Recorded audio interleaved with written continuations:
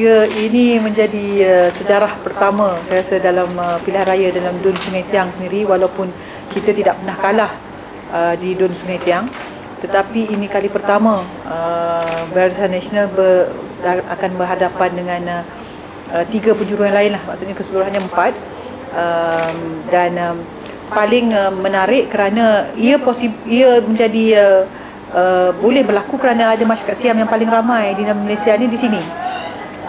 Kita ada pengundi hampir 4,000 pengundi masyarakat Siam di Dun Sungai Tiang, dan itu merupakan pengundi paling ramai dalam seluruh Malaysia di dalam satu dun. Jadi salah seorang yang akan bertanding itu adalah daripada masyarakat Siam, cumanya dia tidak datang daripada Pendang sendiri, dia datang daripada Sek, dan itu yang menjadi tanda tanya sebab dia bukan orang tempatan dan dia tidak dikenali pun oleh masyarakat Siam di sini. Saya amat yakin kerana selama ini, walaupun pada tahun 2008 Kedah kalah, Dun Sungai Tiang masih dapat dipertahankan oleh BN dengan majoriti lebih 3,000 undi. Dan selain daripada majoriti yang tinggi itu, kita telah memberi perkhidmatan yang cukup baik sepanjang 5 tahun daripada 2008 hingga 2013. Perkhidmatan baik ini atas bantuan kerajaan pusat yang telah memberi sokongan kepada saya untuk berkhidmat dengan meletakkan rakyat sebagai utama dalam perkhidmatan. Pastinya kalau 2004 saya perlu memperkenalkan diri saya sebagai calon baru, tapi untuk 2013 ini, untuk penggal ketiga, saya perlu menyatakan bahawa perkhidmatan saya akan diteruskan seperti yang telah kita berikan selama ini. Ini penting untuk disampaikan kepada pengundi supaya pengundi faham bahawa walaupun umur dah meningkat, tetapi kita ada parti yang cukup hebat yang boleh memberi perkhidmatan melalui wakil rakyat yang dipilih.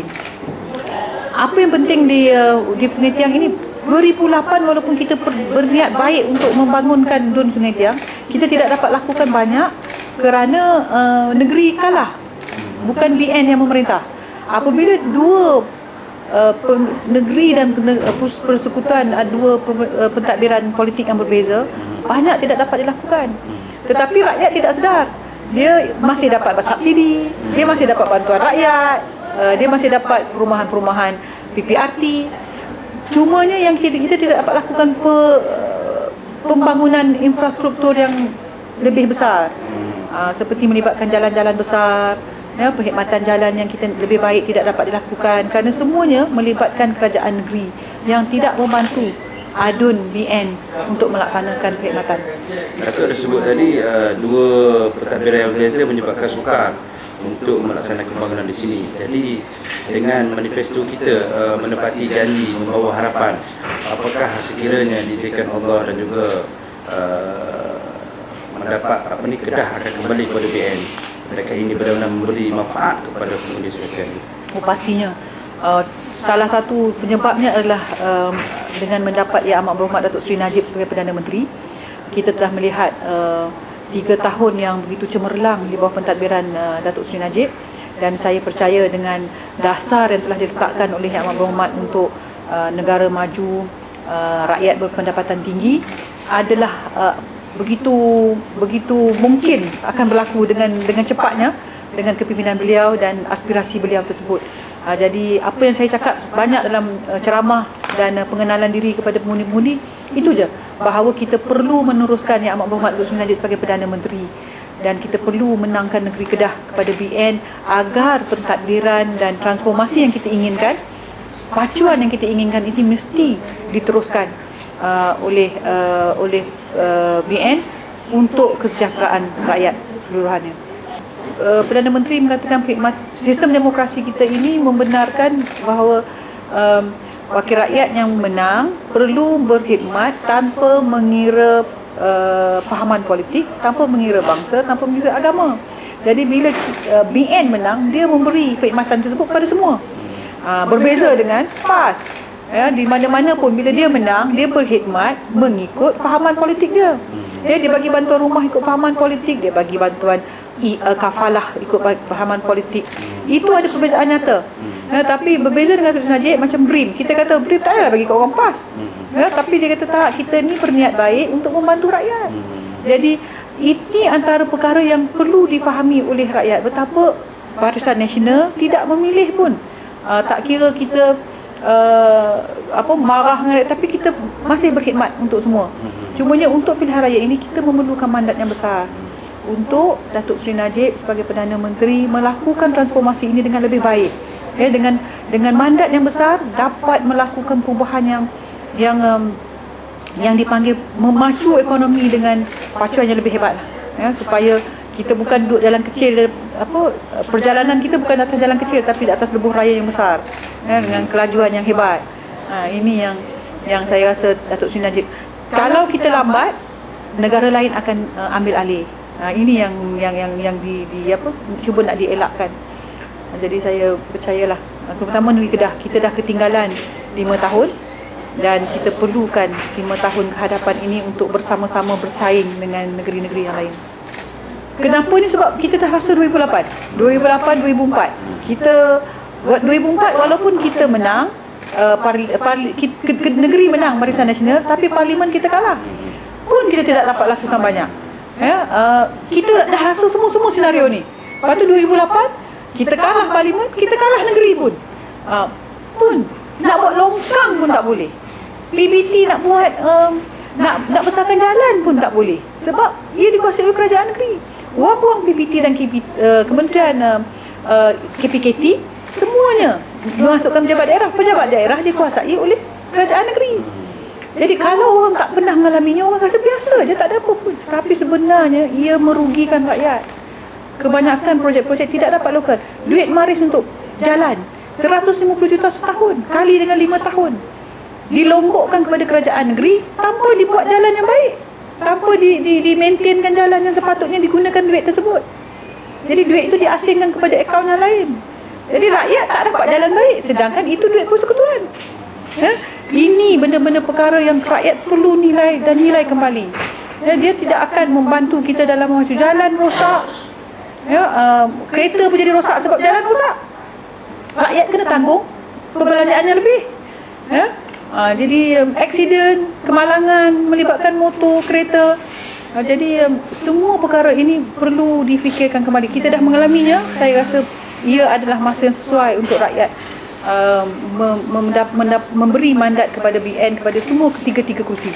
Walaupun Dun Tokai tak pernah menang pun, saya kira 2013 ini adalah masa yang paling sesuai untuk kita mengambil kembali daripada PAS yang telah mentadbir Dun Tokai sebegitu lama daripada merdeka.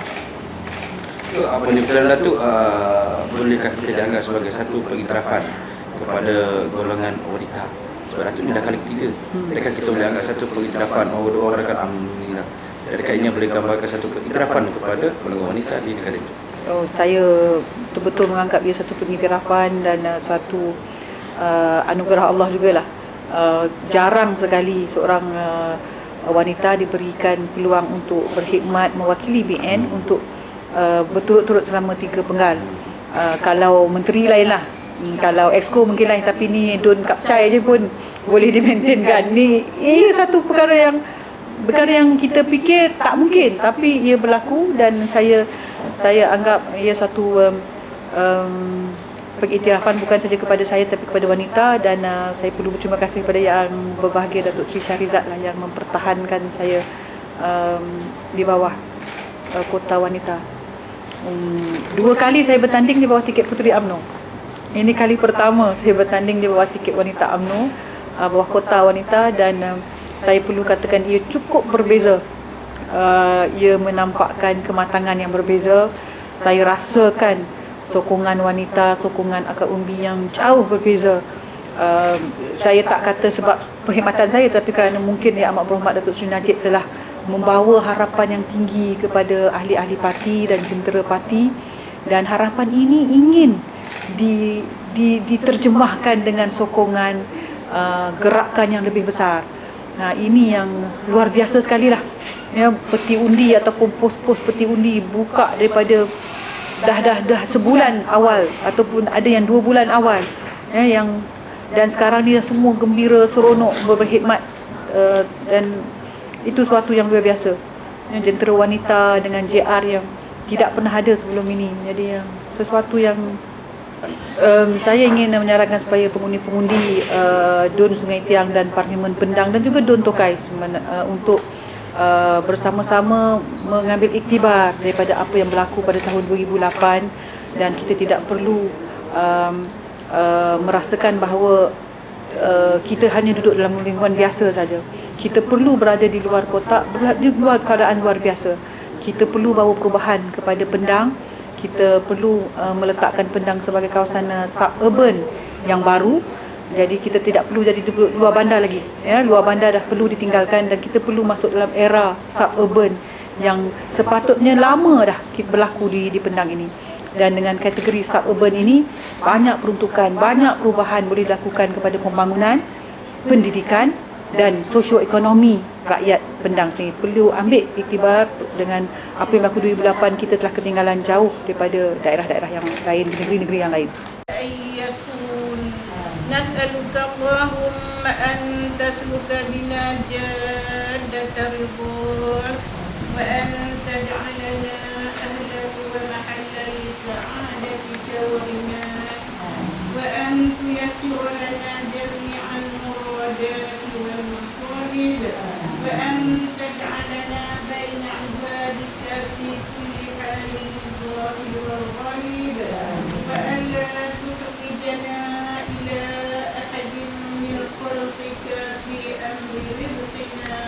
وأن تربط ألسنة المتفوهين بالمكروه في حقنا وأن تقرن حركاتنا بالتوفيق وأن تجعل رضاك عنا خير مصر.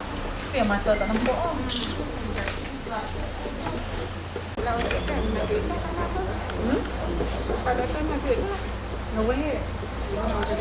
Senang orang pegawai tu kenal. Betul tak? Kita pun tahu nak telefon balik dengan siapa. Betul tak? Dua lelaki perempuan. Seorang yang anak mak dua lelaki perempuan.